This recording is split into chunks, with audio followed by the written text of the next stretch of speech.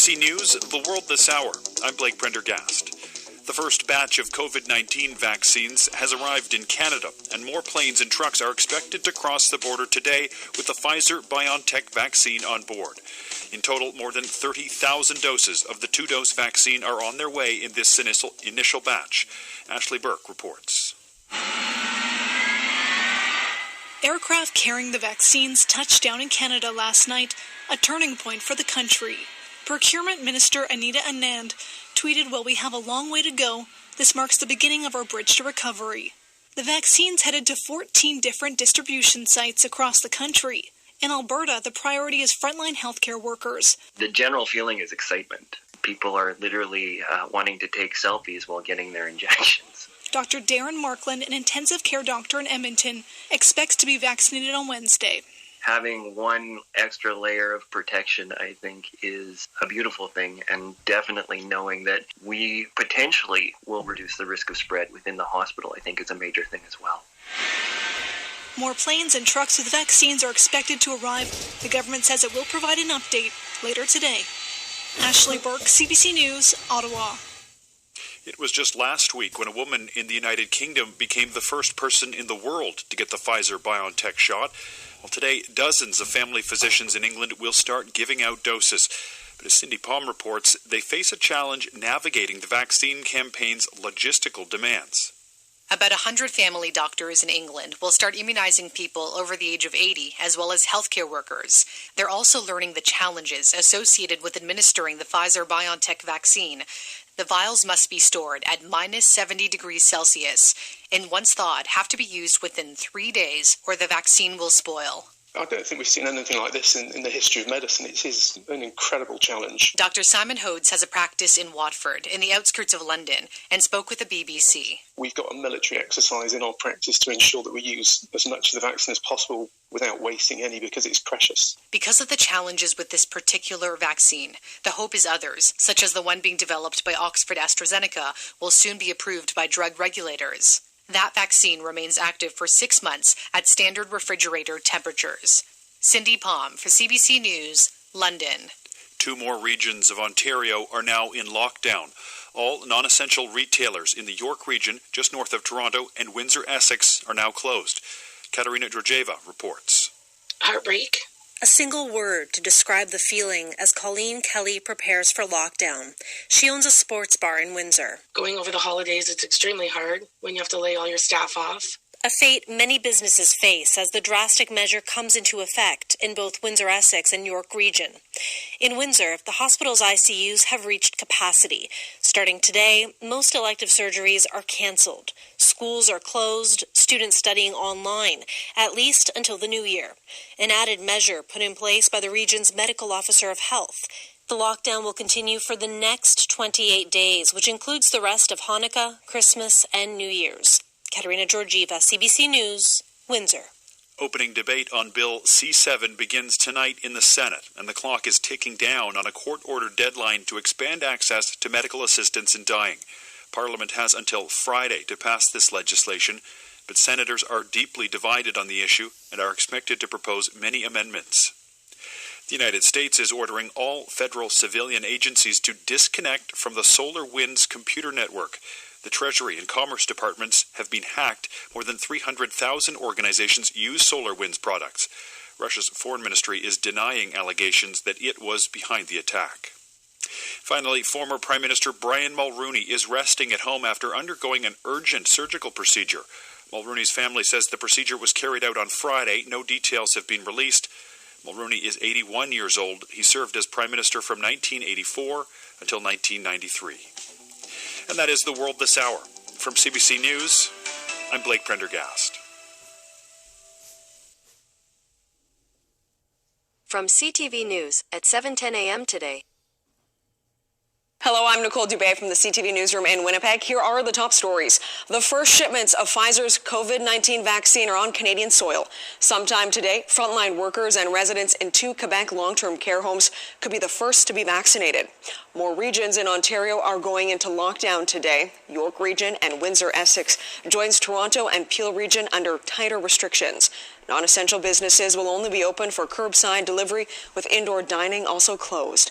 The lockdown is expected to last at least 28 days. Alberta has reported its deadliest day of the pandemic. 22 more people in the province were killed by COVID-19, 16 of them in Edmonton. This comes as the province starts a 28-day lockdown.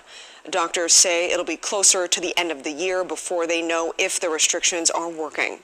And a vote today by presidential electors is expected to officially confirm Joe Biden as the next American president.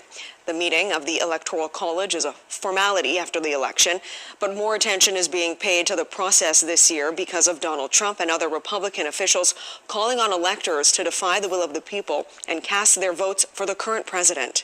For all the day's top stories and breaking news as it happens, tune to CTV News Channel or go online to ctvnews.ca. I'm Nicole Dubé. From CNBC Tech Check at 4:14 p.m. last Friday. I'm Josh Lipton with your CNBC Tech Check. Disney hiking its 5-year streaming estimates and now forecasts 230 to 260 million subscribers to Disney Plus by 2024. Shares of Disney up 8% this morning. When Disney Plus launched a little over a year ago, it initially said it expected 60 to 90 million subscriptions by 2024. As of today, there's nearly 87 million Disney Plus subscribers. Swedish fintech startup Tink is now valued at over $800 million after a fresh funding round co-led by UK venture capital firm Dawn Capital. Tink's open banking platform aggregates data from thousands of banks, and that allows developers to build new financial products. Tink's backers range from online payments giant PayPal to major European banks. And Uber has sold its flying taxi business, Uber Elevate, to Joby Aviation.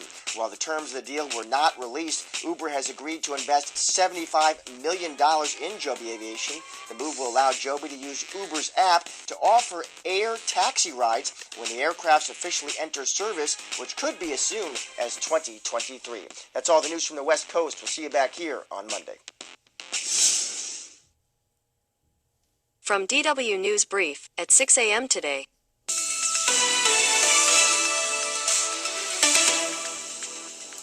This is DW News, and these are our top stories. Germany will enter a tougher coronavirus lockdown starting on Wednesday, with schools and non-essential stores set to close. This comes amid a surge in deaths in recent weeks.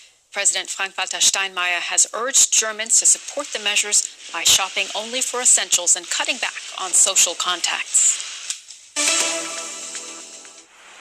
The United States has started distributing millions of doses of COVID-19 vaccine. Some healthcare workers and residents of retirement homes could be inoculated with the BioNTech Pfizer vaccine as early as today. The number of deaths related to COVID-19 in the U.S. is approaching 300,000, the highest in the world. British novelist John le Carré has died. The writer, whose real name was David Cornwell, became wildly popular for his thrillers that touched on his real-life experiences as a spy during the Cold War. His novels Tinker, Tailor, Soldier, Spy and The Spy Who Came in from the Cold were global bestsellers. He was 89. This is DW News from Berlin. Follow us on Twitter and Instagram at DW News or go to our website, dw.com.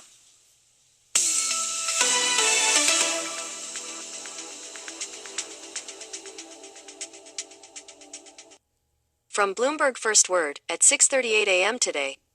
Healthcare workers and nursing home residents will be first in line when U.S. hospitals begin giving coronavirus vaccine shots. The first 2.9 million doses will arrive at more than 600 hospitals over the next 3 days. Pfizer is sending the vaccine in containers filled with dry ice to keep the formula at 94 degrees below zero Fahrenheit. Meanwhile, President Trump says those working in the White House should get the coronavirus vaccine somewhat later in the program.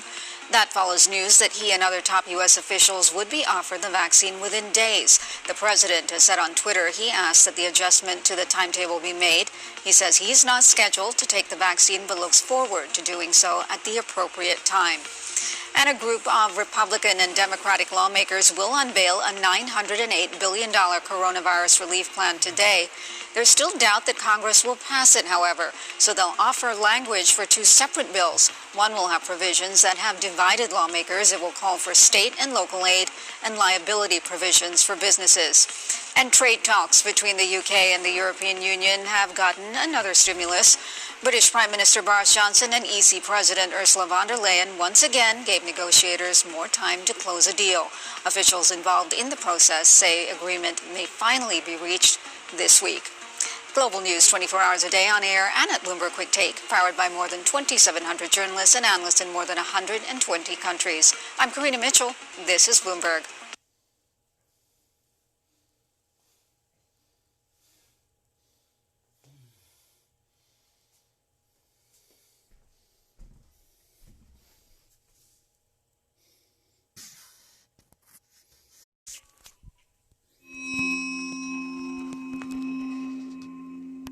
It's Today Explained. I'm Sean Ramaswamy. Movie theaters had a rougher go than most this year. They shut down, then they tried to have a big comeback with a Warner Brothers movie called Tenet, and that didn't really work out. And then news broke late last week that Warner Brothers would be releasing all of its 2020 movies for streaming on HBO Max at the same time they're released in theaters, if theaters are open to show them to begin with. Bad news on top of bad news for movie theaters. We're talking about movies like Matrix 4. We're talking about movies like Dune in that Warner Brothers slate. This is tough stuff. But Shelley Taylor isn't giving up. She's the CEO of Alamo Drafthouse. If you don't know it, it's a kind of quirky chain of movie theaters with locations across the United States. Quirky because, for starters, they serve food and drinks to you while you watch, but their theaters also have a lot of character, and that's why people love them.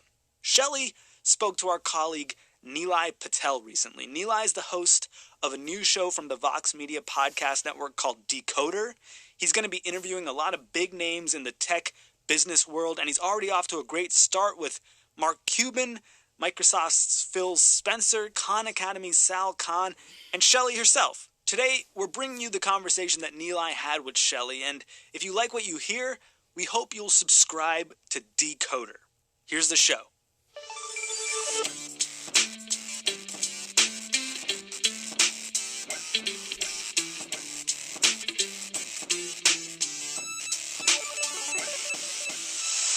Shelley Taylor, you're the CEO of Alamo Drafthouse. Welcome to Decoder.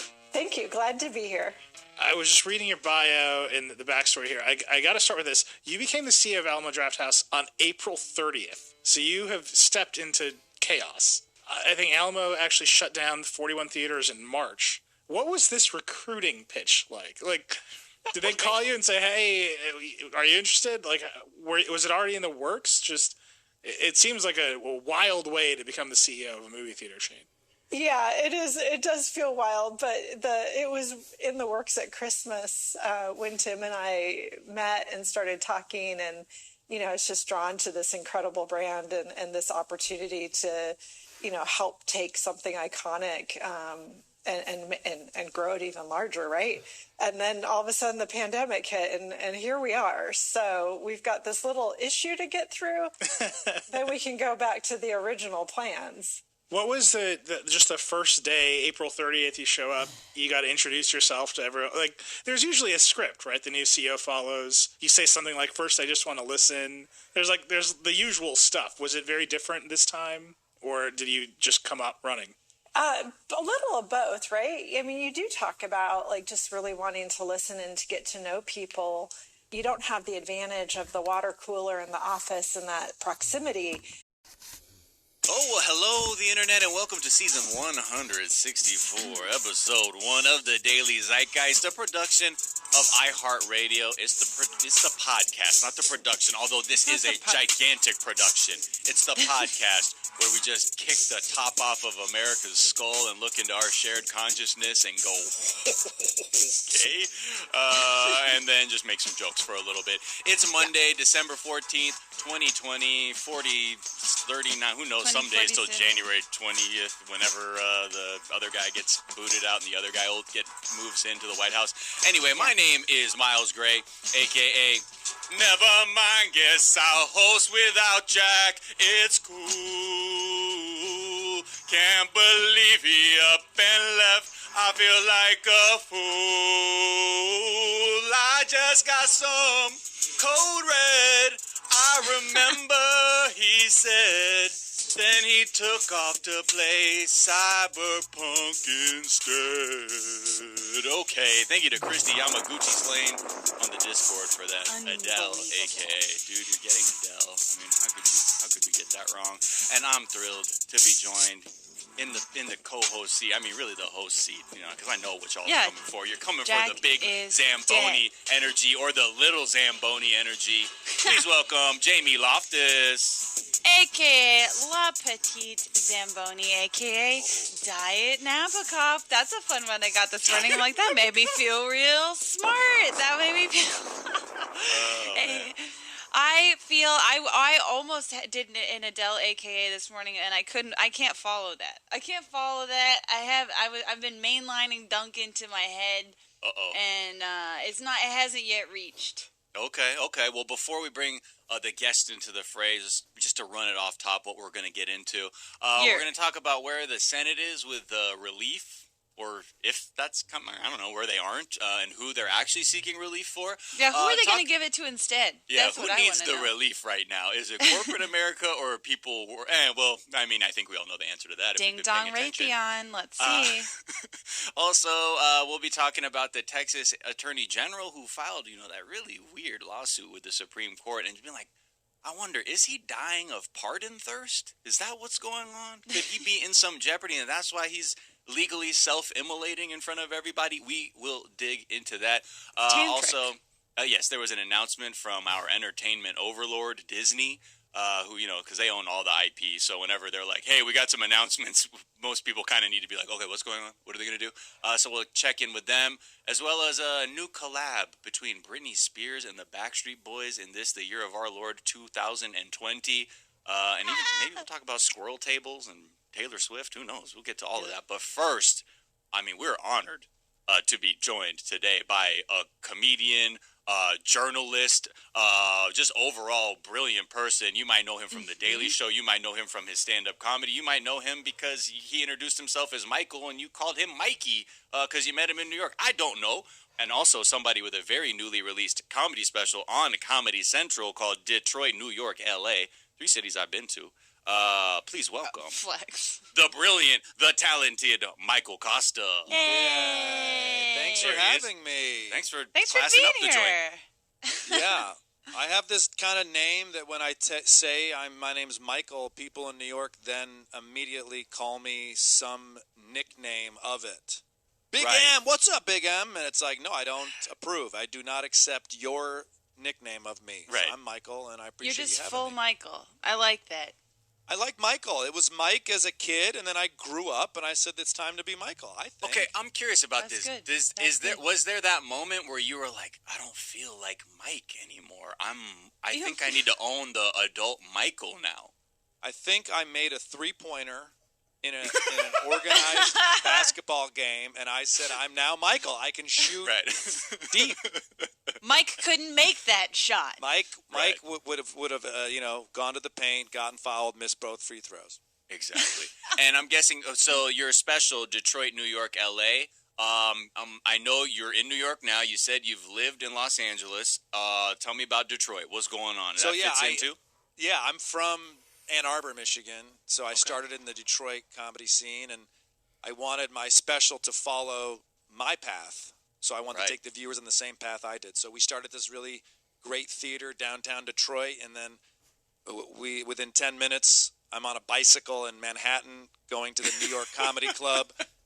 Grimy, gritty, damp basement show. Mm-hmm. And then 20 minutes later, I'm at the Hollywood Improv off of Melrose Avenue. 3 totally different places, 3 totally different audiences, and I just kind of want the viewer to experience some of the nonsense that we all go through as a stand-up comic. Right. I'm so excited to see it. Yeah, Detroit, I haven't been in 8 years, but I want to go back. Because I love Coney's. Yeah, it's wild to go back now because you see a lot of construction. And when I grew up there, you never saw construction. It was like they had just given up on it. And now it's funny. I've never been happy to say, oh, good, they're redoing the streets. This is terribly inconvenient to get around right now, but it means someone is putting some money and energy into this place, which is great. Who'd have thought in this country putting money into infrastructure? What is this? Socialist Denmark? Anyway, well, let's get into you, Michael, a little bit. Why don't you tell us something from your search history that is revealing about who you are? Yeah, it really is revealing because the search is, ready? What is kink sex? Okay?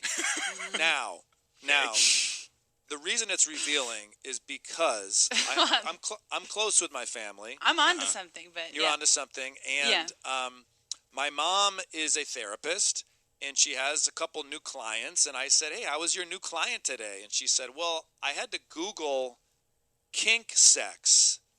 And then I'm like, what the fuck is kink? I don't even know what that is, and I'm almost 100% certain Mom is wrong about the terminology. So then I Googled what she had said, and I just read that it's basically like kinky sex.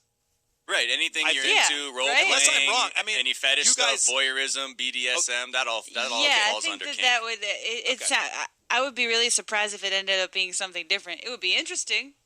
Wait, so that's what I thought. It's just a general blanket, but then I'm like, Mom, why wouldn't your client be more specific about what it is that he or she is into?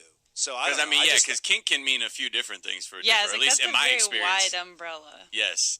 So was your mom so it was one of those moments where you're like, I don't know if your definition is the same one, so you had to sort of be like, let me just try and find the real answer. Was she insisting it was something specific, or she was like, I don't know, it's kink sex?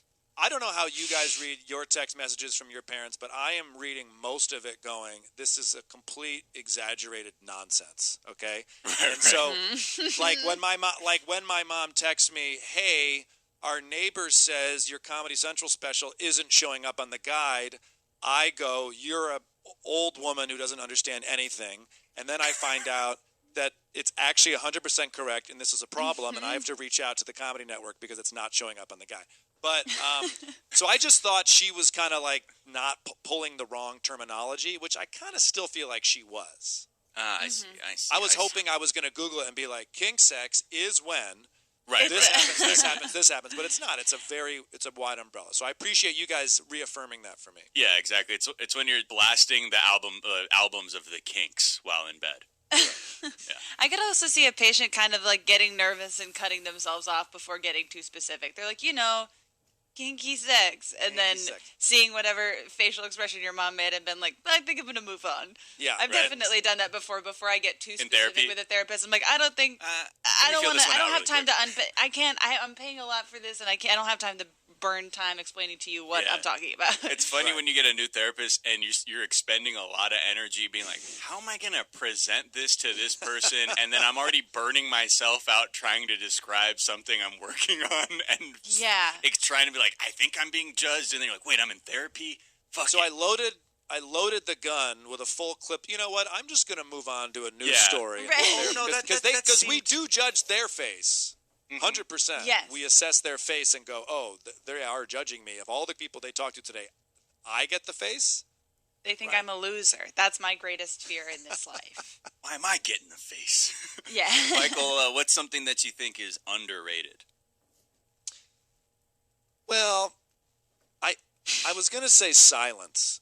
And then I thought that's probably like a hacky answer. And then I said, you know what? I'm not going to let Miles and Jamie intimidate me with my answer. Like and some I'm therapist. Which we've been known to do. Which I've been known to do. I'm a big fan of silence. I think it's harder and harder to get it. I believe in noise pollution. I think I would love it if we could backtrack on the key fobs to check if your car's locked. I mean, oh, wow. Everybody is over-clicking. Yeah, so, I'm guilty of that. It's like I needed to honk 3 times. But why? You're a smart guy. What do you? Yeah, do? I think it's just this like it's like a thing where you're just like, because I've had shit stolen out of my car once before, or maybe a couple times. But where I'm like, make sure. But I know at a certain point, like I was like, I think I need to find a way for it to not do the horn. I know, but it'd be nice if they gave us options. If it's just the lights flashed or something. And for all the listeners at home, I just did the headlight light flash with my hand. Yes, when we all know that. I want to paint the picture for the listeners. The hand choreography was next level. We definitely appreciate that. But yeah, like news, I'm sure for you, noise pollution, living in the city that never sleeps. What is like? Are you finding ways to? Yeah, I just kind of made that up, I think. Wow. But is there like, do you find yourself doing things to create sort of that atmosphere for yourself, or are you just kind of experiencing and being like, damn, I wish quiet's way better than this shit? I find now that even when I go home to Michigan, it's like I can never not hear a leaf blower. and like now when I sit in my tiny living room in New York, I'm like always hearing the refrigerator, or I'm always hearing a car drive by. And so maybe what I'm discovering through this conversation is it's not that I find silence is underrated. It's that I have a too high a sensitivity to noise or something. Especially like mechanical compressors. It seems like a mechanical compressors there's a compressor really going off. Yeah. Well, especially if you don't have access to silence, that like makes it all the more valuable, because you're like, well, I couldn't even have it if I wanted it. This thing that we should all sort of have access to. I still struggle with like silence makes me tense up in a way that I'm like, I should probably do some work on that. But I always like, maybe it's like I grew up with like my parents watching TV while I went to sleep, so just some background noise feels comfortable. And so when when true silence happens, it's terrifying. I love that. When it's so quiet, it's fucking loud as shit, and you're like, what the fuck? That's why I love going to the desert and shit, when you're just like, I'm not hearing a thing. There's something to that, I don't think space I can must be handle wild. it. Right? Oh, yeah. God. You're in space, like, did I hear something? You heard literally absolutely nothing, and you're going to die now. Yeah, it's a vacuum. I think, Jamie, you hit it right, because my father, I grew up in a home where commercials were on, bang, mute. If you had something in your hand and you were kind of like fidgeting, my dad would grab it and he'd be go, we're going to put that down and it's going to be quiet now. So I'm just like, I just got my dad in my head.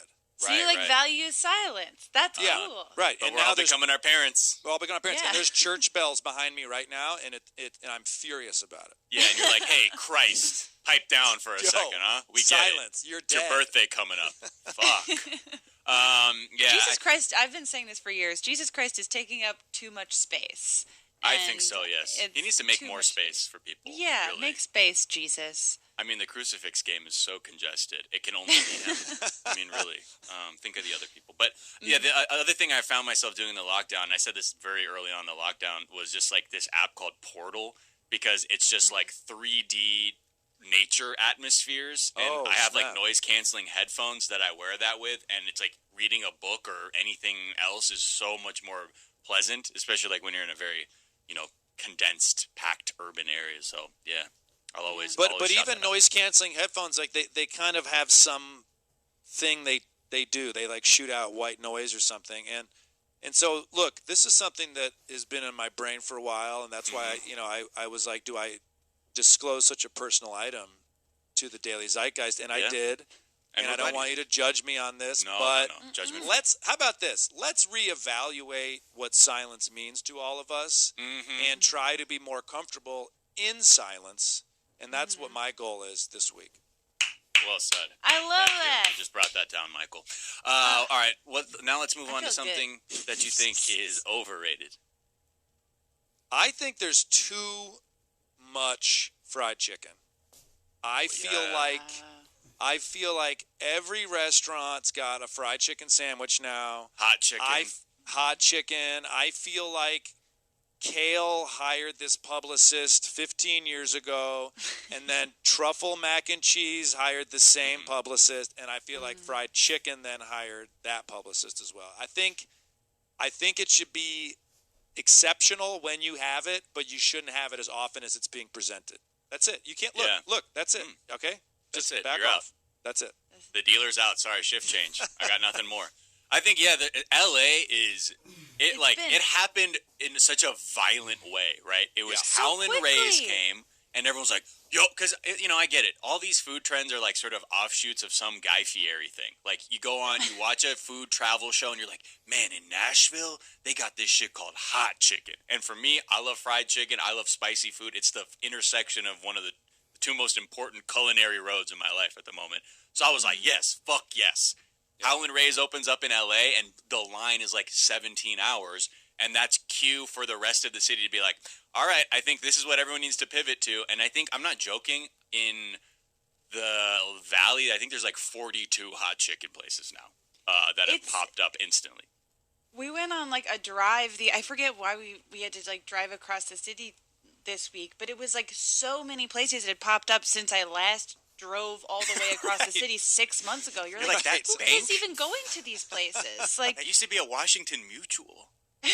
That's a hot like, chicken wasn't that a public library at one point? Yeah. But now it's a really expensive chicken restaurant. I may have mixed up overrated with oversaturated, but I would also argue that maybe those are parallel. I think so. That exists. And yeah. What's the next? What's next? Like, you guys live in LA. No one ever creates the new thing. You just make another of the thing that was first and successful. So I'm always thinking like, okay, we had truffle mac and cheese, or truffle seems to be everywhere. I thought truffle was a delicacy. It's everywhere. I still don't understand what it means. When someone says something is truffle, what are they saying? It's just because a truffle, like it's like like a mushroom, basically. Just the flavor, and it's the umami of it, and it takes like and it these tastes like shit. That, okay, I don't even know if I can swear on this podcast, but no, you can when we talk like about truffles. Shit. Yeah. Okay, get that shitty truffle out of my fucking face right now. Because and I think the other thing that's expensive is like it takes pigs to find them. Like they have to find them under the ground. Yeah, they're hard to dig up. And then I remember like on the Vice channel like years ago, it was like spending a day with like Manhattan's like truffle dealer king, and it was like this weirdest shit. And the guy's like, yeah, I can get you that, but that's gonna be about $5,000 right there. And it's like this like Wall Street yuppie drug dealer vibe. It's so stupid. I would watch a cartoon about truffle pigs. That's more interesting. Oh yeah, right. Yeah. I think there's there's definitely like a sort of allegory to like working class corporate work relations with like truffle pigs, do it like extracting from the earth these things these other people overvalue, and they're like, why do we have to do this? Done. Jamie, get on Big it. Capitalism. All right, perfect. Is there like in New York? Are you like I'm guessing fried chicken is basically everywhere as well, or are you seeing other trends popping up? And I went out to dinner last night, and by out to dinner, I mean sat in the street, and someone had built a shoddy outdoor Home Depot 2x4 with some plastic as I just froze, Mm-hmm. And I know this must be hard for you guys in LA to hear about such a thing, but we have outdoor dining here, kind of. But people, no one has any money. No restaurant has like extra money lying around after 7 months of nobody going to a restaurant. So they've built these like outdoor spaces. So I'm sitting there and I'm looking at the menu, and it's just like it's fried chicken. The waiter's like, you got to get the fried chicken. It's so good. And I'm just like, it's always the same goodness. It's just everywhere. What's the next sandwich? You tell me. I'd love to know what the next one is. This is kind of the sort of thing where every time a food trend like this happens, I get annoyed with it in the moment, but then when it's over, I get really sad. Yeah, like, remember when you could get chicken anywhere? Right. You're like, damn, remember cupcakes when they came out of ATMs? Cupcakes were hot for a few minutes there. Yeah. I felt that way about frozen yogurt. I was like, man, when I was in college, there was a frozen yogurt shop on every corner. And then I'm like, I sound 500 years old. Like me in doo-wop groups when I was a kid. Not every fucking corner, you know what I mean? Yeah, I think the next food... it's always interesting to think of like what the next ethnic food trend is going to be, because like that's always like the thing that like the trends happen is like, I don't know if you guys have had Nepalese food before, and everyone's like, oh, you gotta have it. Like Taiwanese food was becoming big like in the east side of LA for a little bit, but yeah, I'm always the kind of run Sriracha's had has been interesting because, I remember always kind of enjoying sriracha, feeling like maybe I knew something others didn't. And then I was in Silver Lake one day and like I saw a table of like 6 kids wearing a sriracha T-shirt. Right. And I'm like, okay, sriracha's come and gone, but it is an excellent sauce. Yeah. But why did it get so popular? Why did it pop off? Maybe fried chicken. Maybe that's what hot fried chicken is. Is it? Right. I don't know. You never know. I think it's just like sriracha became one of those things that felt like exotic, but was available everywhere, and people just been like, "Oh yeah, that thing with the fucking rooster on it, that's good. Oh fuck yeah, I know that," and they buy it. A buddy of mine like wrote the sriracha cookbook like in like the early 2010s or something, and it was purely like it was truly one of those things that was like the hottest thing at an Urban Outfitters during Christmas. You know, when it was like, the sriracha fucking cookbook, get the fuck in, y'all. So, yeah, shout out to him. All right, let's take a quick break, and we'll be back to talk some stories.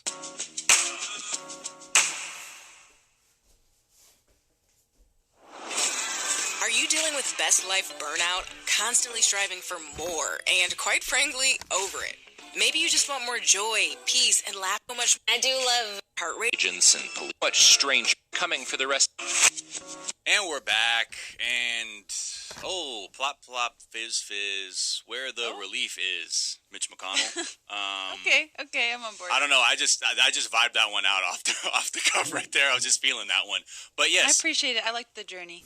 We're looking for a relief bill to come out of the Senate, something that acknowledges that people have only received one check from the federal government throughout this entire lockdown, and for whatever reason, the Republicans are very much like, well, who knows what it's gonna do? Like, if it's really need that much, like, are these real people even that exist? Like, I thought poor people were like a myth we made up to keep people in line with capitalism. I don't know. Sure. Right. Go back to the classic of like, I'm pretty sure most of these people have died. It's like, no, no.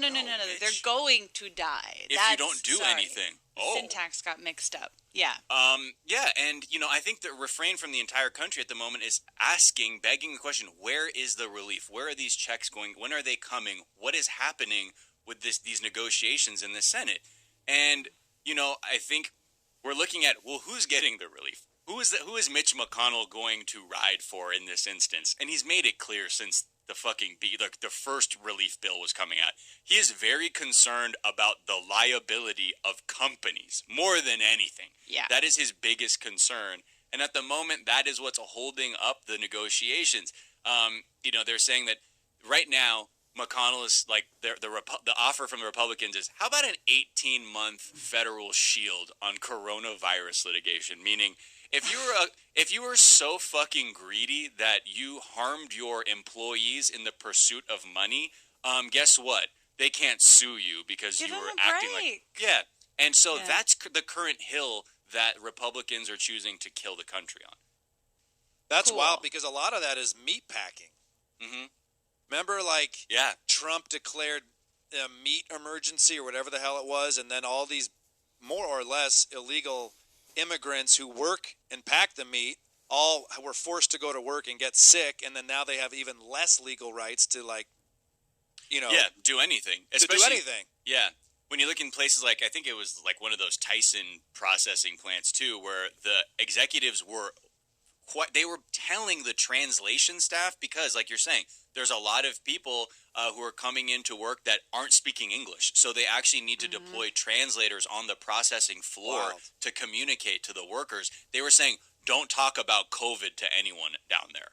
Just stay fucking mum. They would, when they did speak to a journalist, they're like, I noticed that the person who stood next to my left for 11 straight years, went away for 4 days.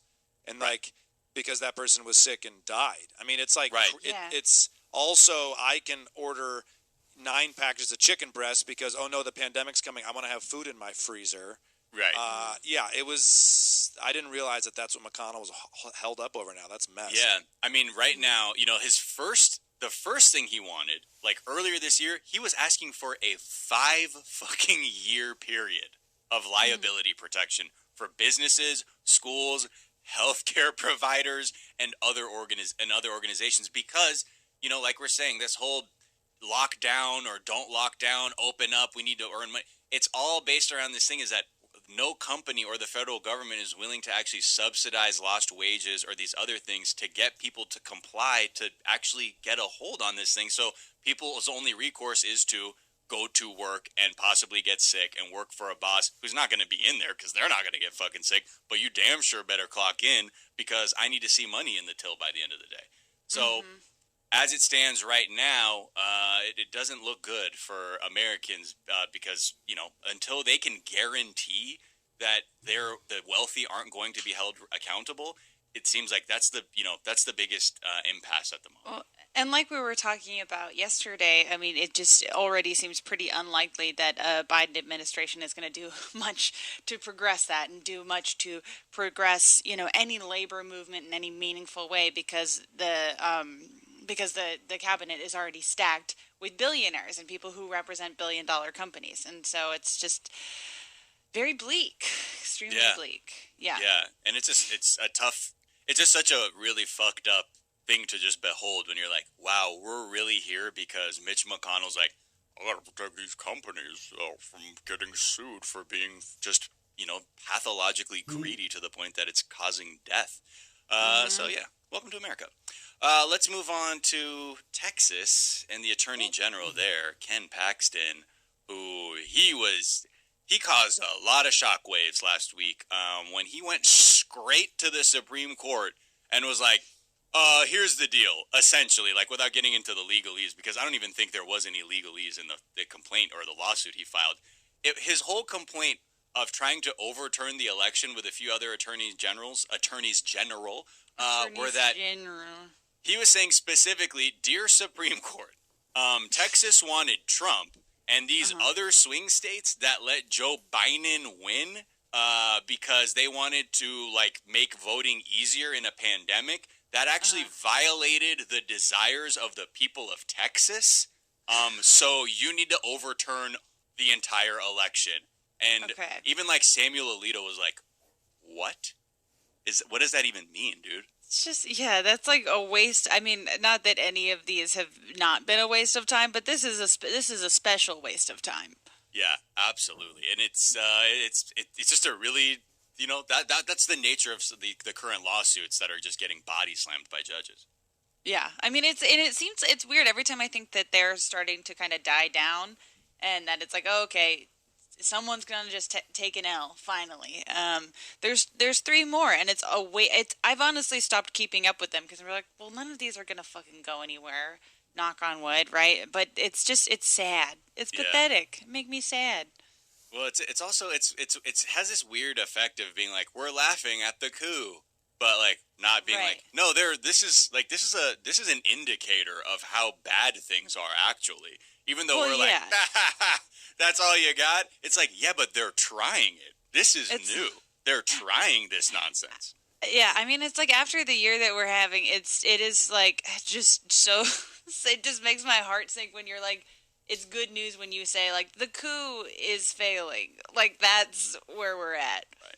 Is it a potential feeling of optimism because some of the checks and balances are working? Like part of me was thinking, hey, I'm not going to pay attention to this bullshit because it's bullshit. But then I was like, well, wait a step. That's how like stuff sneaks up on you, and all of a sudden we have Donald Trump for another 4 years.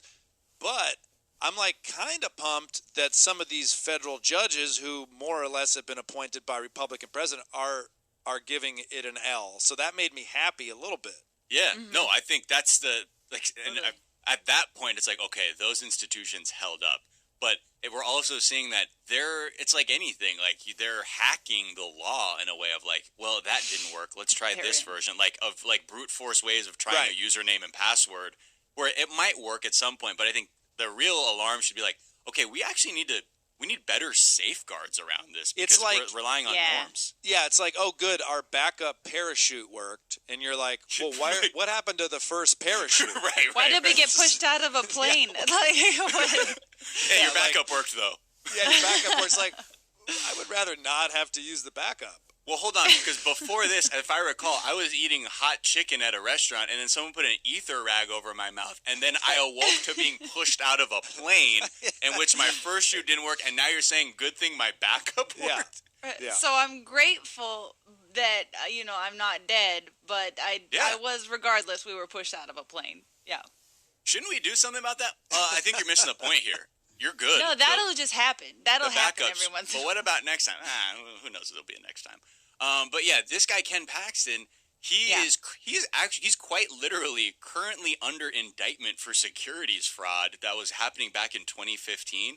So it's hard to look at somebody. You're like, well, I mean, maybe that's just a one-off. Maybe he's actually suing and having this ludicrous lawsuit because he believes this is what the Constitution should be. I mean, in the beginning of his lawsuit, he starts off saying, quote, "Our country stands at an important crossroads.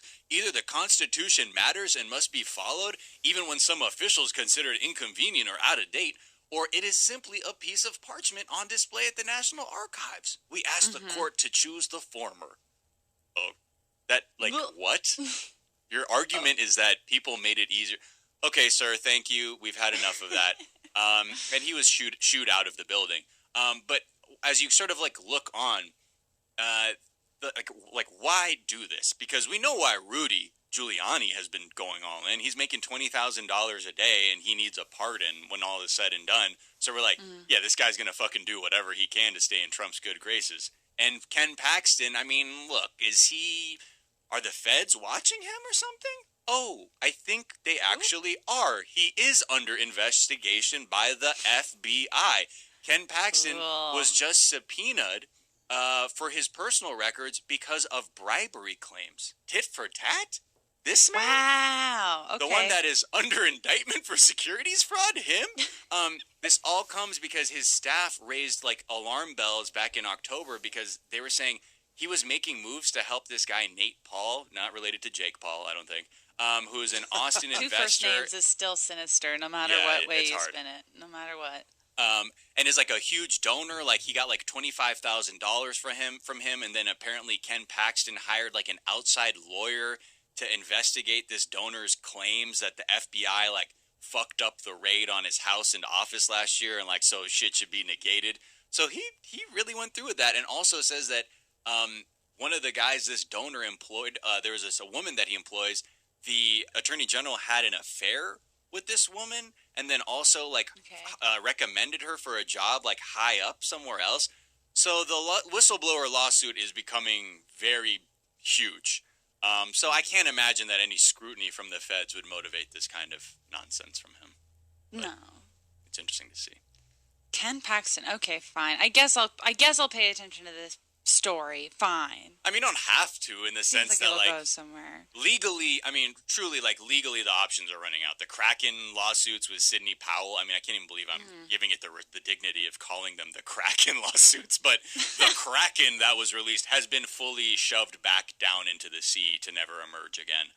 So I think that's again another reason. A lot of people are curious now that the legal routes are exhausted. What will Trump pivot to? Because his desire to upend things, I don't think is, ceased. And was all this legal just him buying himself time? Right. Make, some other sinister plan, figuring out his pardons, distracting the media so he could do whatever is next. Yeah. I do think, he doesn't want to lose. No one wants to lose. Maybe he thought he could win. But I do think some of these legal nonsense was him figuring out what he's supposed to do now, buying himself some time. Yeah, absolutely. And it seems even the way he was hiring lawyers, it was straight improv.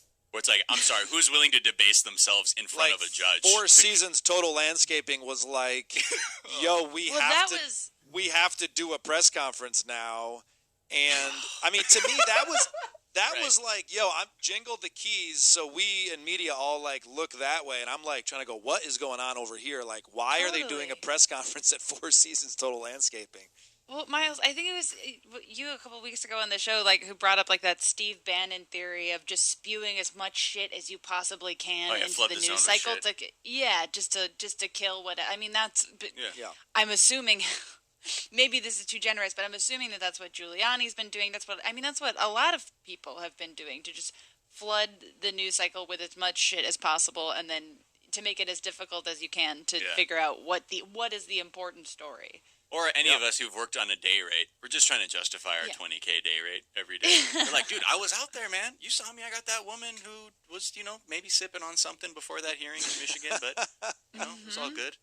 But yeah, so we'll see. I mean, I think at the end of the day, like, this lawsuit is basically like a very, like, soft civil war attempt, essentially. Where, like, as this state over here, I'm trying to fuck over 9 other states. It's like, wow.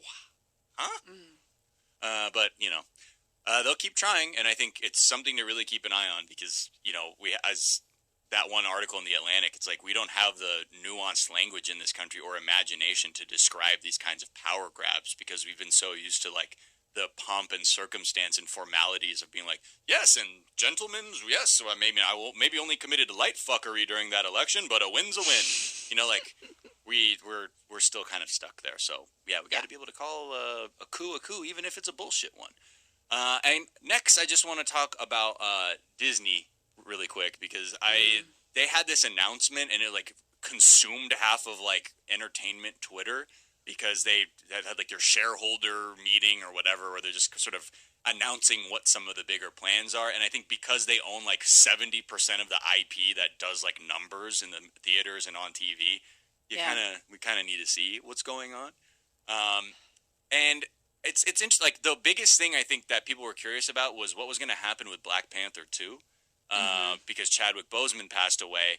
And they were, like, at this thing, they said they have confirmed, quote, honoring Chadwick Boseman's legacy and portrayal of T'Challa, Marvel Studios will not recast the character, but will explore the world of Wakanda and the rich characters introduced in the film, blah, blah, blah. Because there were talks of, like, digitizing him. And that's what happened to Carrie Fisher in like the back half of the Star Wars movies that were filmed after she passed away. I never know how to feel about that decision. I'm like, I guess I don't feel one way or another about it.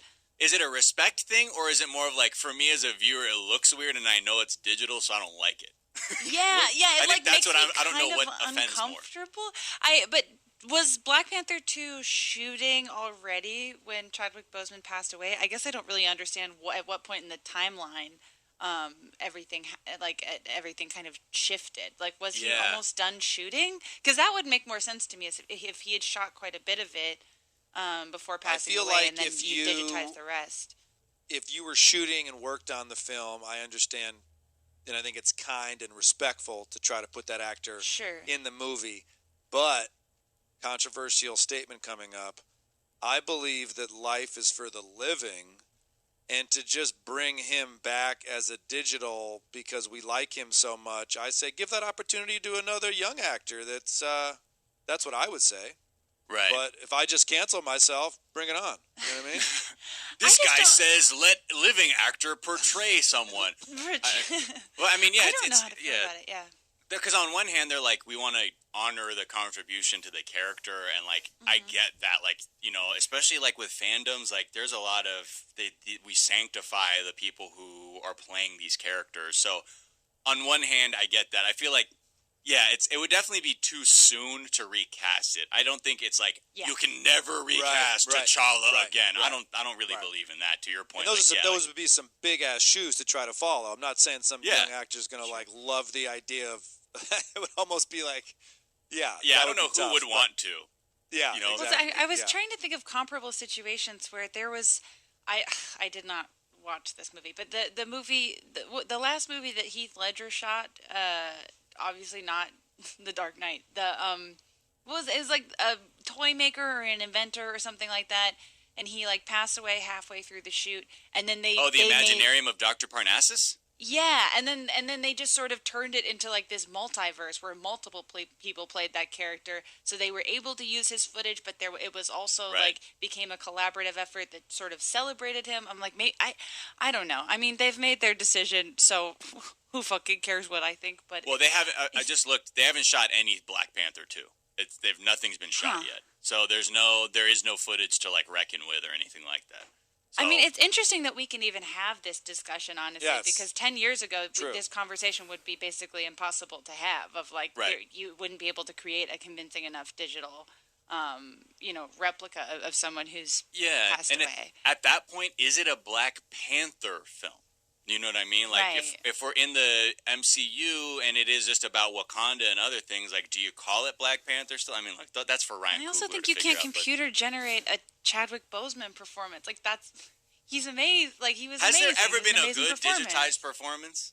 I'm trying to. I found the Carrie Fisher ones to be really kind of like ghoulish and scary. I don't know. It made me uncomfortable to watch because I loved it's like these are beloved performers. You know how they act in these parts, but and then when you see it digitally repeated and you know that, it just there's still that kind of dissonance. Yeah, because otherwise they would just do this for every actor. Like you. I don't know. I'm being digitized right now, but to your point, Miles, I don't feel like this has been a great performance. Right. I disagree. I highly disagree. Okay. So the other things that are being announced, Nia DaCosta is directing Captain Marvel 2. She's the one directing Candyman, I think, or directed Candyman, and then so Captain Marvel 2 is coming out. I love that. I love the first one also because they shot one of the scenes in a parking lot by my elementary school that I grew up in North Hollywood. So shout out to that scene. And then at the right time, we did it, guys. We listened to the news. We did some yoga. We got an episode of Today Explained in. No, we didn't. We listened to the Daily Zeitgeist. Because we no longer fuck with Today Explained. All we need now is an affirmation. To go and get the pictures from Staples or not to get the pictures from Staples. Noodle, don't noodle. You're too worried about what once was and not what will be. However, there's a saying. Yesterday's history, tomorrow's a mystery, but today's a gift. That's why they call it a present. Guys, thank you so much for joining. 13K Queen, I appreciate it. And I'll see you guys on another great episode of All While High.